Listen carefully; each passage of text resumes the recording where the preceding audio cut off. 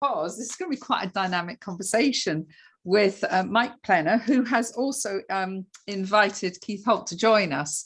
So before we get into this real nitty-gritties of this subject about curation being the key to happy days, which I think is a brilliant title, I'm just going to set a little bit of context about these Curation BIP chats. is the key to happy days. Indeed. I love that. So there's a bit of context here about these BIP chats. So you can see Thomas and I aren't sitting at a desk. This is on the sofa with us. And if you're watching in the UK, or you might even know this, Mike, from Sydney, in the UK, we've got these daytime television programs. There's a bit of a Richard and Judy was the ones in the past, sat on a sofa and chatted away with people. That's what we want to create here. Because I really noticed with Clubhouse how the power of a few people being involved in a conversation. And whilst I love podcasts and all these things, and the one-to-one thing, I think it's really powerful when you get a completely unscripted, no questions planned conversation on a sofa with friends talking about a subject that's relevant to all of us. It's called BIP100, BIP Chat, I should say. BIP stands for Business is Personal. And we believe it is very personal. So you know the contra words, which we mostly hear is people saying to me, it's not personal, Penny, it's just business. Well, yeah, we hate that. Don't like that because I think it is very personal. Don't apply if you say that. And some of you may know that we've got BIP100, which is the curation of 100 experts that Thomas and I started the journey last September. So nearly a year now. And we've got 73 experts that we have curated, not without a lot of work, over 1,200, I think it is now. A lot of 1,200 interviews. We've done 100 interviews a month. It's a lot of work. And I think what's going to come out of this conversation with Mike and Keith is something that's quite personal to everyone that's listening to it, is how do you curate? How do you collect around you the right people for you? That's a great line. How do you collect? What is the right people for you? And it requires a lot of self-awareness, I think that. And I don't think all of us are particularly good at it. It's definitely a skill, but it can also be an attitude and a mindset, can't it? So Mike, to kick this off, I'm just going to introduce you here. So actually, Mike Boorn Plener, the Boorn bit in the middle always confuses me. Should I always introduce it as those three, Mike Boorn Plener? Oh, that's lovely. Yes, that's cool. I'm not that fast.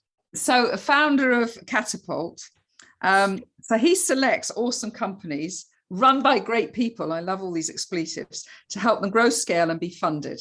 And based down in Sydney, or up in Sydney. I don't know whether anybody looks up. I know down for us, but somebody might be listening. We're up for them. I know, but somebody might be listening who looks up. Some people look up to Sydney, people in New Zealand. Only if they sit in Antarctica, I think. Exactly. So there you go. I know something about the world, but globally connected. And you have this sort of science of selection with a healthy dose of intuition, you say, which is really fantastic words. And you've asked Keith to join us today. And Keith is also a BIP100 member. I'll formally introduce Keith as well, although I do know Keith very well, but I shouldn't really have to read. I want to make sure I represent you well. So I'm going to represent you without looking at the words that I'm reading, Keith. Is that all right? Because I know you well enough. I'm happy with that. So I'm going to first of all start off with the first time I talked to Keith, I fell from a business point of view in love with Keith. Oh. Because he ticked all the right boxes around someone who cares deeply about people in business, not in a fluffy way. But we had a conversation about investment and how I'd been through a bit of a journey after Academy with some investors.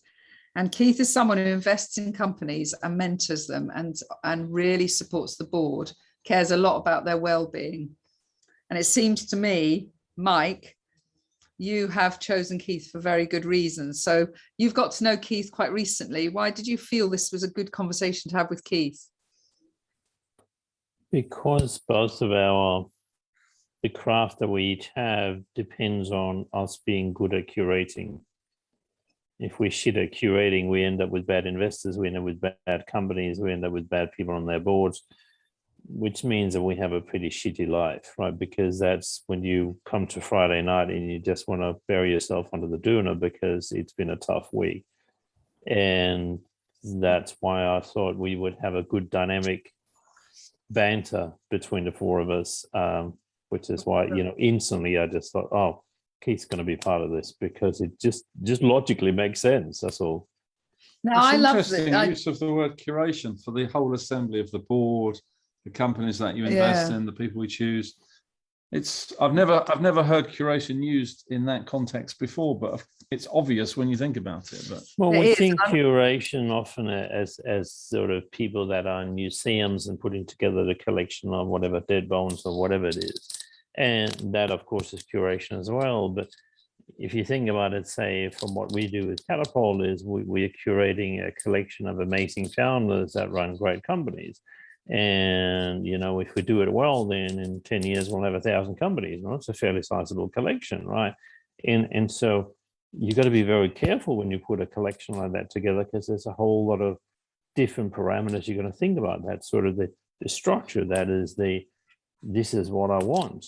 And sort of leading into the broader, I guess, discussion of this topic here is like, my invitation to everybody listening into us today is that think about your life. Think about what it is exactly that you want to have. What do you want to fill your life with?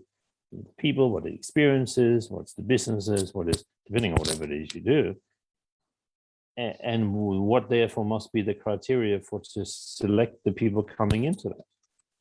Now that very interesting word, the use of select.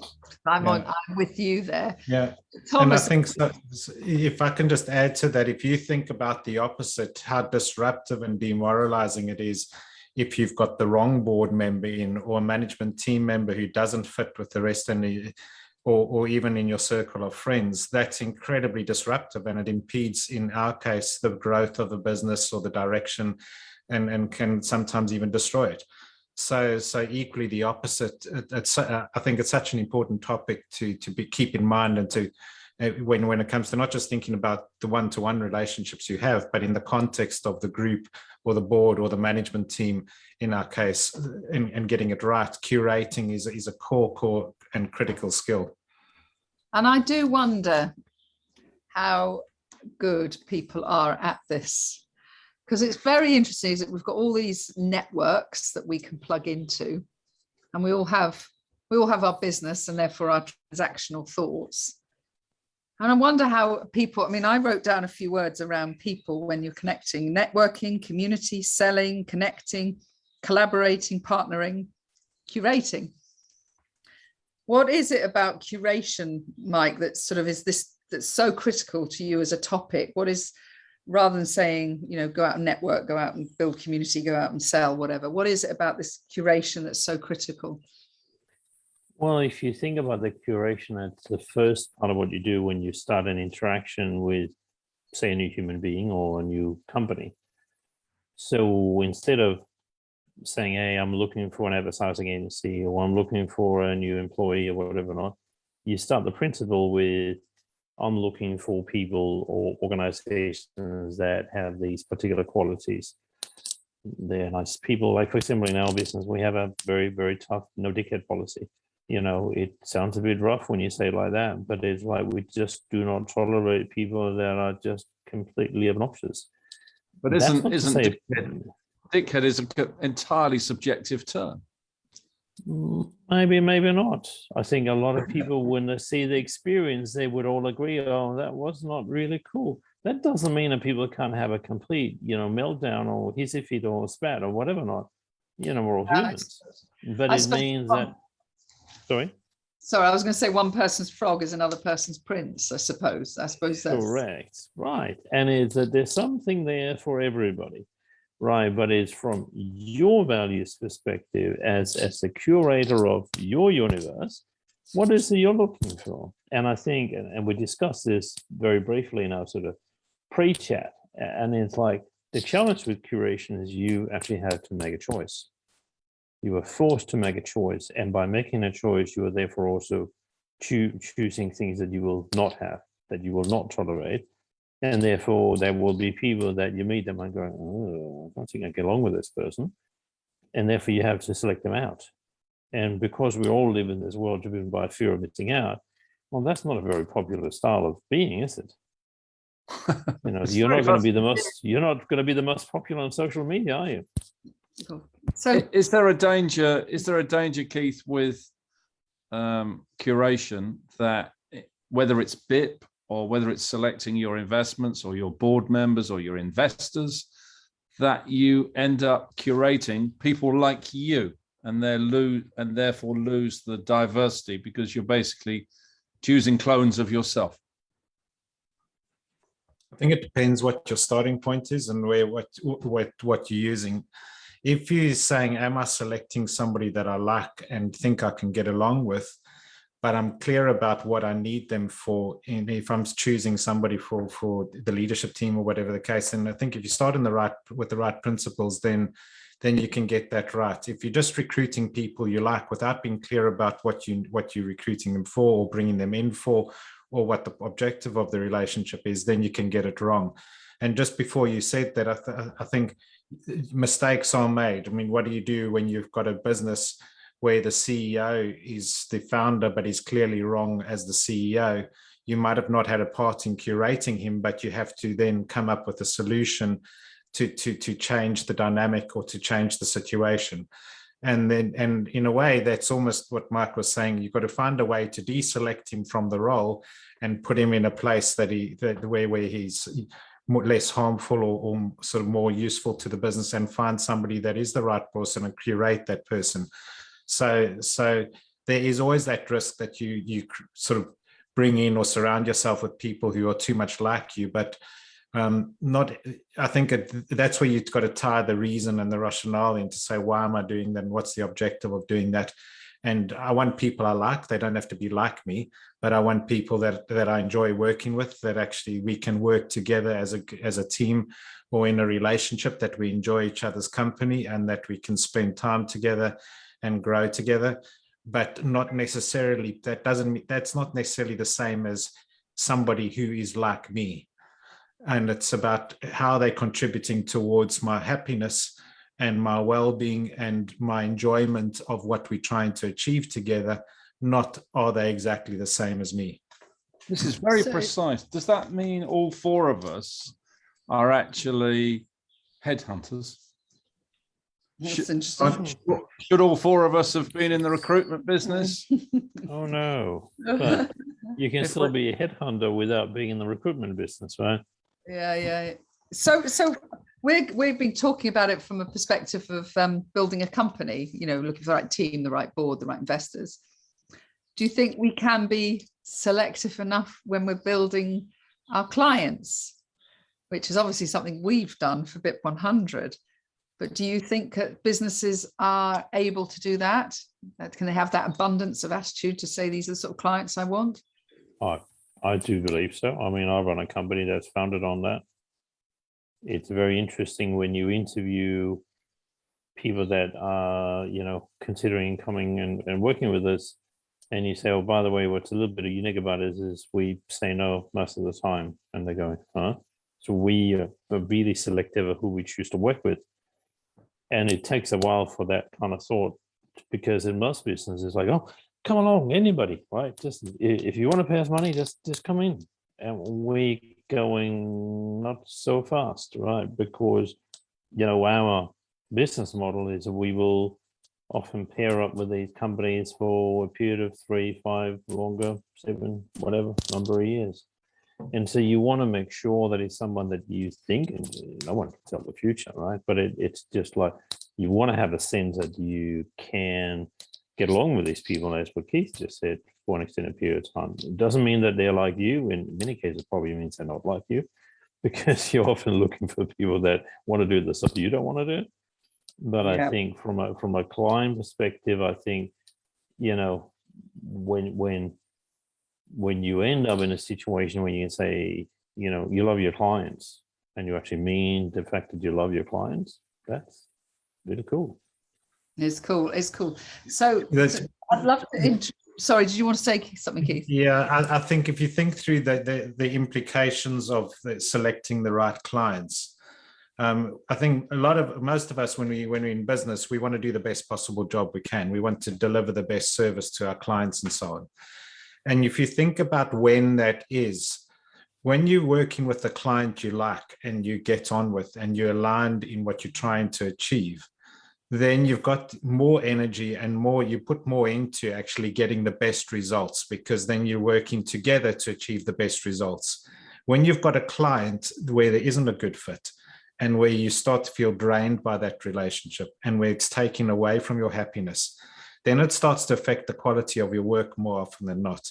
So there are very real world outcomes from curating or selecting or working with the wrong clients, and whether it's working with a potential investment or even the people you surround yourself with as friends, there are implications in who you select to be a part of that group. And it's not always possible when you're trying to build a business and you're looking for clients, but I think to be aware of that and to work towards a point where, as Mark was saying, selecting the right clients, I think that has an important impact on the quality and the outputs and the outcome of what you of the work that you do with them. And so is that, so I'm sorry, just wanted to ask a question on that, and then I think we're going to come to an interesting conversation that Thomas is going to bring in, which I know what it is, and I'm quite fascinated by what we're going to talk about in a minute. Is this, from both of you, are we talking about the selection? I know we mentioned about skills-based selection, how can they do the job? But are you talking about value-based curation, where you're looking for the values of the person? Is that what it's coming down to? They're both nodding. They're both nodding. Yeah. Values, beliefs, it's the foundation of who you are. I mean, One if of the you things, sorry. Go ahead. One of the things, after Mike had been in for a couple of weeks into BIP, we had a conversation, and Mike said something that stayed with me. He said, what you've achieved in BIP is trust and empathy. And he said, that's the hardest thing to achieve in business. Yeah. And we certainly haven't achieved that overnight, because we've been at this for over a year. But I was going to say 23 years, actually. For 20 years. What I'm interested in, Mike, is how did you know after just a couple of weeks, because you'd only met Keith and maybe 3 or 4 other BIPs ourselves, how did you know after just a few weeks that was there, that trust and that empathy? Because I lead with intuition. But what did you witness? What was it? What did you experience? Was it a message? Was it an email? Was it a Zoom? How did you know?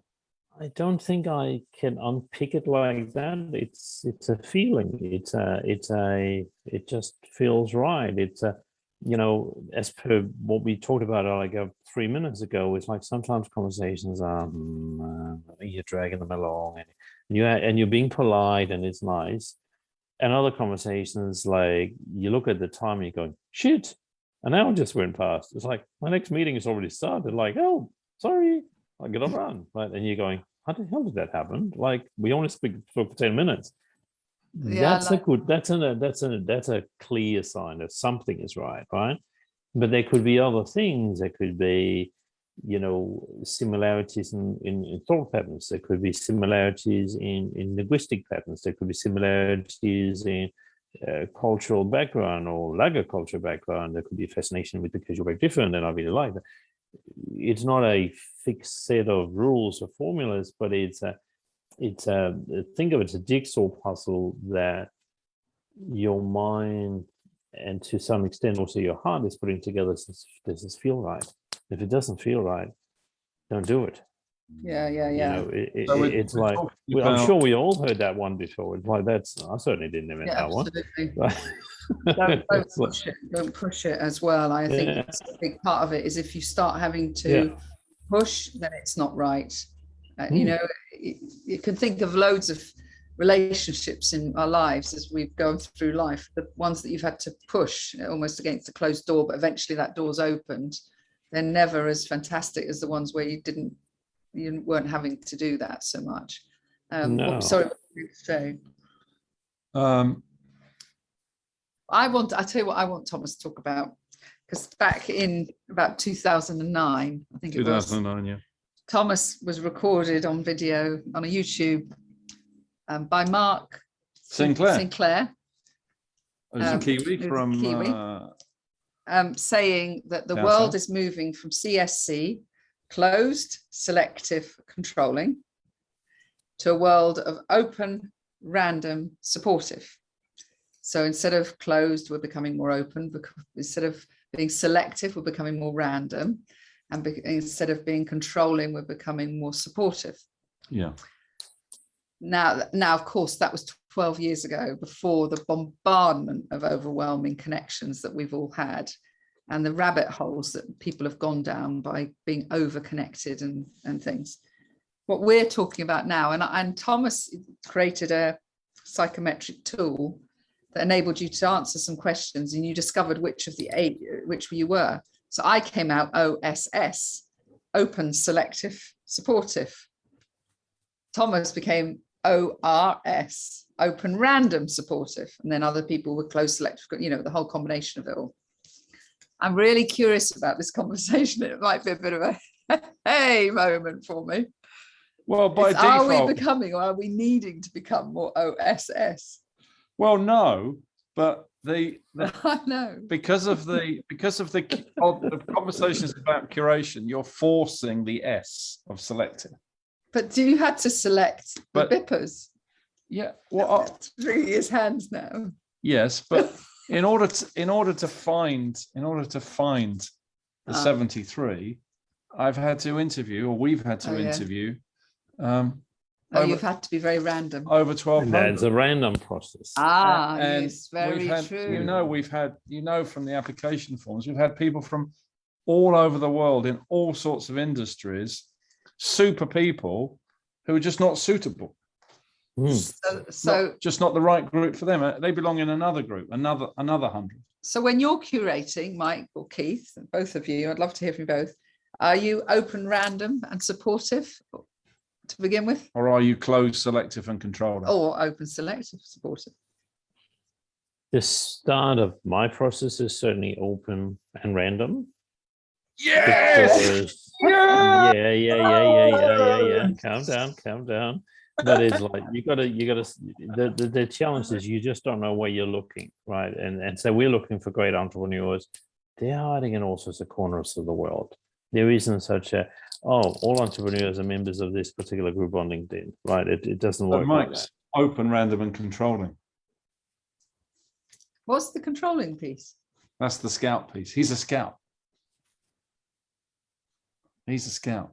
Not sure what that means. The controlling bit is well, when he knows the right person, and maybe Keith is as well, but when they know the right person, whether that's based on intuitions or innateness or feelings. Yeah, so think of it as a filter, right? So think of it as a filter that we have here. So over here, we've got completely open, totally randomized, people are just coming. And we have a filter, in other words, we know exactly what we're looking for, which creates a lot of, it necessitates a huge amount of self-awareness, because you can't do this if you're not really certain about what it is you want, right? The filter is, and we can replicate this to whether you're going out dating or whether you're looking for a house, or it doesn't matter what process you're doing, but you know exactly what it is you're looking for, but you can't be hung up on where it's coming from, because if you will, the universe doesn't work that beautifully, right? It's not that streamlined, right? So you're just going to be, well, this is exactly what I want. It's going to come from wherever. But this has to be very finely tuned, because when it does arrive, you're going to go and ding, and all the little lights on the top go green at the same time. You go, hey, we got a match, right? And so therefore, what's now on the other side is very closed. I can't remember your acronyms anymore, but it's like it's very, very tightly defined, right? But what's over here on this side of the filter is whatever. I think, I completely agree with that. And there's an interesting angle on that, because I think you have to start open, but you start open. If you think about a recruitment process, what have you, you say, I want a person that's got these skills. This is what they're looking for. And you put it out there and it's open and people apply. And you use your sort of the rational process to come up with maybe your shortlist or what have you. But it's interesting because every time I have relied on my rational part of me to make the final decision, more often than not, it's been wrong when my intuition has been saying to me, actually, this is uncomfortable. When I've gone with my intuition, then more often than not, the decision has been the right one. And it's almost, I think the way that it works is that if you, when you say to yourself, I accept that there is wisdom in my intuition and I'm going to go with my intuition, it becomes the final arbiter in the decision process.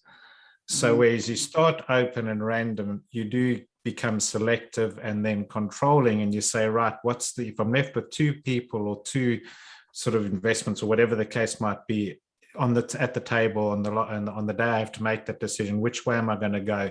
And I'll leave it to my intuition to guide me on that, because that's when most of my decisions work out. So effectively, they created a new acronym: open, random, selective, controlling. Oh, well, there you are. But intuition, they're both agreeing, actually, intuition is more random based. So random, they're both agreeing that random beats selective. Well, it's that feeling, as Mike said. So I want to move on. Believe it or not, we've only got just over 15 minutes for this. And anybody that's listening to this, I think you probably realize it's a mindset, it's a feeling, and it's a way of building your business or your community. Curation. What are the skills of being a curator, do you think, Mike, when you're doing this with companies? What are the skills people need to have to be a good curator? Yeah.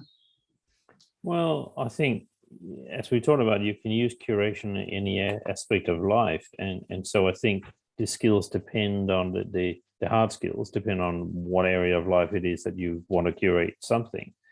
But I think the bigger thing is to be self-aware enough that you know exactly what it is you're looking for, and to be strong enough to be able to stand by that and going, yeah, no, I'm going to stand by this. It's exactly this, my filter, this is what I'm looking for, and just keep going.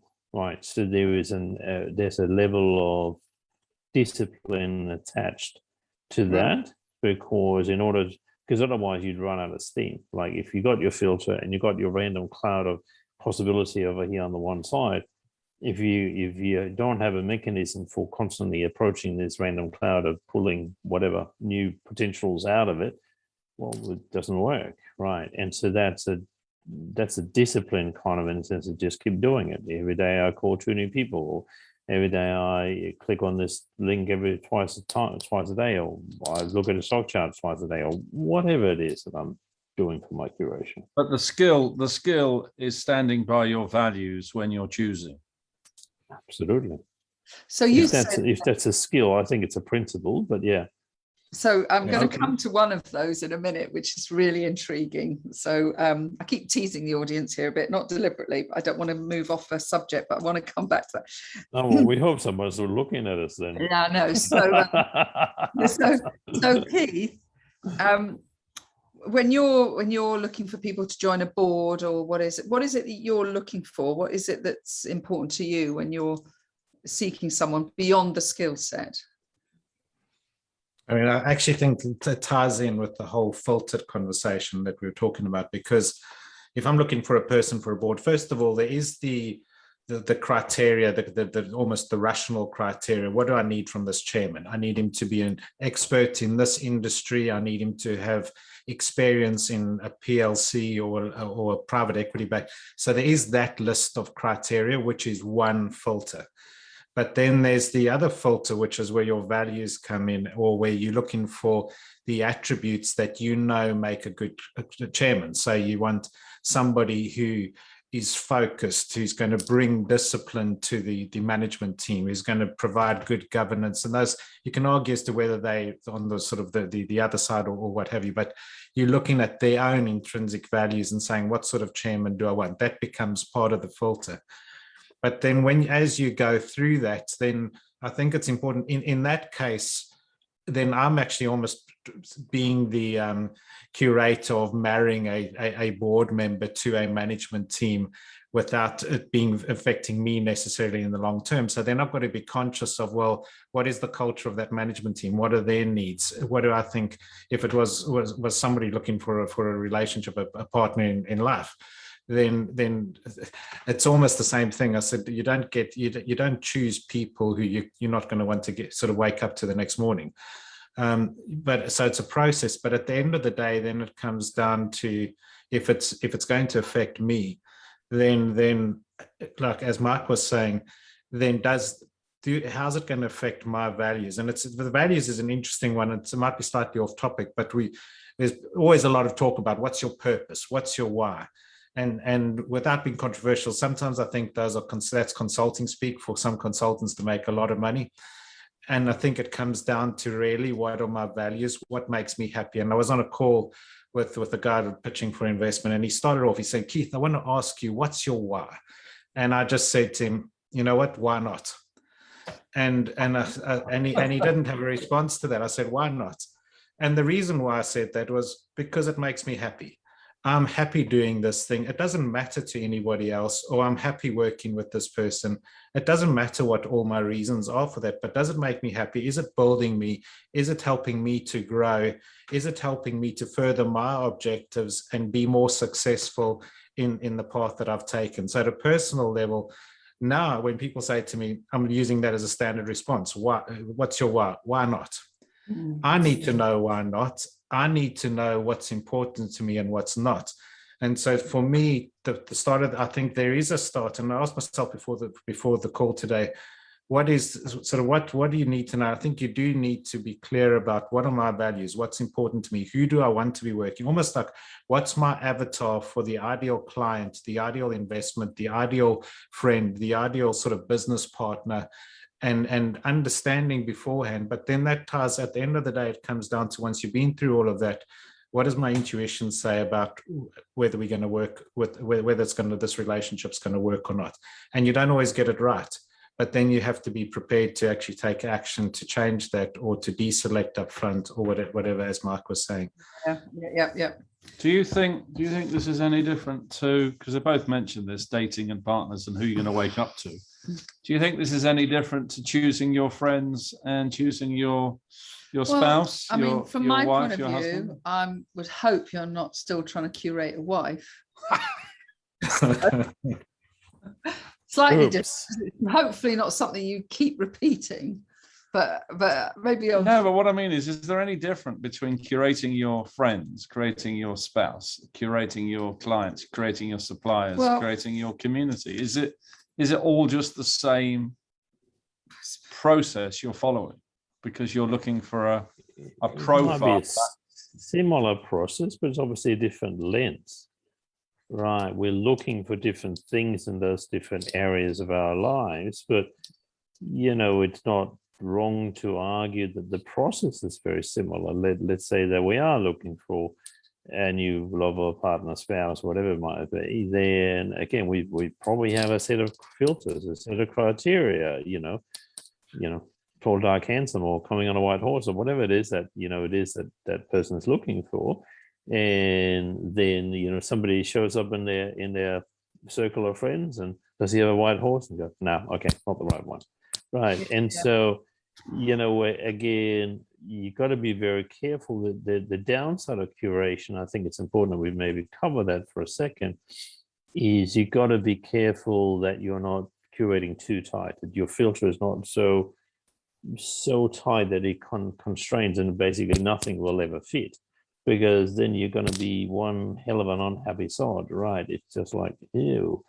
I know, and you create a very homogenized, quite boring culture as well. Correct, and you end up with this, nothing else is good enough for me, right? So you gotta, and if we look at it from an investment perspective, I've sat with quite a number of different VCs over the few years, and the stories they always tell about is not what they invested in. No, they tell about the one that got away. I was offered shares in, the likes of an Uber or something silly like that, and but I didn't take it. And it's because of the filter was there, and they looked at that logically, no intuition. They looked at it logically and going, no, but it doesn't fit my criteria. So sorry, sir, no, we're going to pass on this one. That introduces the bit of the random in people that we need to accept and bring in You as need well. to have the randomness, but you've got to have that intuitive part, whether you feel that comes from your belly or comes from your heart, but it certainly doesn't come from your head, right? Can I ask something then? So one of the things I got from my mum, and help me understand what this thing is I got from my mum. But my mum was one of these. My mum was always about moving forward. You've always got to be moving forward, son. Always moving forward. Whatever happens, keep moving forward, and surround yourself with very progressive people. Be around very progressive people who are always moving forward, like I am and you are. My mum was able to do that, wasn't she? After great tragedies in her life, major events in her life, she's always moving forward onto the next thing. That's one of the criteria that I bring into BIP when I'm interviewing people. I'm looking for progressive people, always moving forward onto the next thing, whether it's the next opportunity, the next deal, the next house, the next event, the next company, the next investment. What would that be? Would that moving forward thing, would that be a principle? Would that be a value? What is that? It's an energy, isn't it? Yeah, what would you I say think that it's an was? energy. I think it's like an energy. Yeah, it's like, and so if you think about when you're curating, the most things you're looking for are not absolutes. They're actually all the things you're looking for are relatives. You know, let's say you go back to the example, you're looking for your next spouse. You're not necessarily looking for somebody that's 192 centimeters. You're looking for somebody maybe that's taller than me, for whatever reason, right? Or shorter or whatever. But it's just like, so most of these things are actually relative. And so therefore you're moving forward is a great example of, you know, you're looking for a behavior. You're looking for that behavior of moving forward. You're looking for a behavior of getting it right the first time. You're looking for a behavior of punctuality. You're looking for a behavior of, God knows what you're looking for, but it's like you're actually curating to a large extent on behaviors. And because what behaviors do is they leave a trail, right? And so behaviors leave a trail of, you know, people loving you or hating you. Behaviors leave a trail of money. Behaviors leave a trail of, you know, whatever, children, you know, leave lots of things, right? Capital, actually, it leaves a trail of your social capital, how much of that you've created around your life. One of the things, Mike, that made me very curious, and Thomas at the beginning, is you said that when you're on LinkedIn, you even just make quite instant decisions based on the profile photo people use. Do you explore that a bit for us? Yeah, what does that mean? Look, I've got to be careful how I say this, otherwise I'm going to sound like a complete fruitcake here, right? But it's like when you curate the number of business owners and companies that I do and that we do, it's like you got to go with your gut. You really got to be able to trust your instinct. And I'm certainly not suggesting that the only thing I look at is their picture, but it often helps confirming. You just have one glance at somebody and you're going, she's got it. Or you look at a glance at another guy and you go, no, I don't think he'll make it, which is very similar to the stories that Keith relayed before. And I mean, to the point where you can literally sit with somebody that is also in business or in say, investing or in consultancy, and you can sit at a cafe and you go around and 20, 30 people and start playing the game. And it's like, what do you think about her over there? Yeah, nah, maybe not. What about her girlfriend next to her? Oh, she's got what it takes. And it's not about the physical attributes. It's not about whether they're tall or short or blonde or dark or nothing.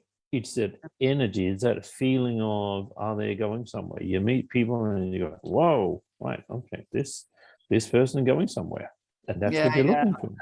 I like that a lot. And Keith, when we're talking about the skill of curation, something that I'm very curious about is the art of conversation that people have. And hopefully today we're showing that, you know, this is do you come here often? Pre-scripted, no scripted conversation here. But that's people being able to pick up from something that someone said, move it through into the next thing. So the art of listening, how important is that for you? The ability for people to listen. Is that an important value for you when you're looking at how you connect with others? I think it's a crucial value. I think, but it's both ways. I think to be able to curate, you need to be able to listen, but also observe, because to what Mike was saying, a lot of curation is about observing behavior, observing how people are, listening to what they're saying, how they're saying it, whether they sort of even down to whether they're respectful or not, whether they're energetic or not, all of those sorts of things. So in the same sort of way, I know that I'm not personally drawn to a person who's trying to do all the talking and is not listening and taking in what's going on, or when they respond, it's quite clear to me they're not responding to what's been going on. They're only responding or talking about what they want to say, putting themselves sort of at the center and what have you. So I don't think you can curate well if you also can't observe well and listen well. And when I say listen, it's not just hearing the words, it's taking in what's being said and listening to the connections and connecting the dots with whatever it is, whether it's the group that you're trying to fit them into, as you in the case of BIP100, or whether it's the one-to-one type of relationship or so on. And it's interesting what you were saying just before that, Thomas, about moving forward. While you were talking, I was thinking to myself, what does moving forward actually mean? Because it's a broad term. What does it actually mean? What would it mean? What does it mean to me? And as you described your mother, then I was thinking, okay, to her, and the way you were putting it, it's been able to move forward no matter what the circumstance or the thing is that tries to knock you down before. It's building on that. So if I take that to the next level, then as I curate, so I'm like that. I think I sort of tend to look at life as a series of learnings and say, I've been through some pretty hectic times, some challenging times and what have you, but I'm not going to allow those things to pull me down. I'm going to build, but also I want to surround myself with people that'll help me to move forward and that I can work with to help them move forward as well and build on. I don't want to work with people who wallow in the mud and only focus on the fact that they've been knocked down. So I think there's an element that comes into that. And I think that's also important for me anyway, when we look at that whole concept. Maybe that's it then. BIP is the moving forward club. Well, I mean, what's fascinating about this is I think that's right. What's fascinating about this conversation is that so many people go to LinkedIn to just find a client and are so driven by that transaction that they forget the footprint that they're leaving as a potential client or as a potential supplier themselves. And, you know, what we've talked about here is a soft skill, but it's a very important human skill, is understanding who you want to gather around you in your life that's going to help you be the best you can be and that you can help them be the best they can be. And I think it's really, really fascinating conversation to have. And hopefully it will bring in this term curation, because when Thomas first said to me, I don't know, 10 months ago, you know, we're curating a community here, and that's what we're giving members. And anybody that belongs to a community or is setting up a community needs to realize the responsibility. And a business is a curation of people. And we all have that responsibility to make it right, whether we call that under the banner of culture or whatever. These are big decisions that we make. And maybe today we've inspired people through your leadership here, Mike, on this subject, and through your wisdom as well and experience, Keith, that people will start to consider that more closely. Stay open, random and supportive, but maybe a bit selective once you actually decide who you bring close to you. Very good. Mike said, thanks, at the beginning, it's about the choices. Yeah. Our responsibility is making the choices, and hopefully we get that right, but it's not possible to get every single one right. In all walks of our lives, sadly. And there's more, Mike, that I would love you to explore further with us one day, is this whole subject of it starts with your own self-awareness. Yeah. And I think that when you're talking to your clients and you're working with people, I imagine that's a very important starting point. It is. Thank you very much to anybody that's listened live. Thank you for being with us. Anybody that's watching this back on YouTube as playlist or any of our shares on social media, please connect with Mike and Keith if you feel what you read on their LinkedIn is sounds right to you. And these are great guys to have in your life. We're really thrilled to have had this time with you today. Next week on our BIP Chat, we've got Sandro Forte. Oh, wow. And Sandro he's another very special chap who runs a financial wealth organization, helping people, anything from a lovely story he tells of, this couple down in Cornwall that I think they've deposited £50 a month for the last 23 years or something, through to people like celebrities and actors. But his mission is really to help people understand the finances around us personally, not just business. I think many of us delay that knowledge. I know Sandro's had quite an impact on our children. We shouldn't delay how quickly we understand about money around us, and money isn't just about sending an invoice. Money is a lot more than that. So that's what we're going to be talking with next week with Sandro. But thank you so much, gentlemen, for this wonderful conversation. It's been, I think it could go on and on and on, actually. I think it could. And I think when we publish this one on YouTube, gentlemen, put this onto your LinkedIn feed and see what people think about this topic when you share it. See what comments you get back, what people say to you, because I think this is actually much more complicated than we realize. And we're all learning the art of curation. It's a skill. We'll have to do a 3-hour session then. Yeah. Yeah, it's definitely a skill. You've just opened this lovely treasure This was just the appetizer. Exactly. Thank you very much, gentlemen. Thank you. Thanks for having us.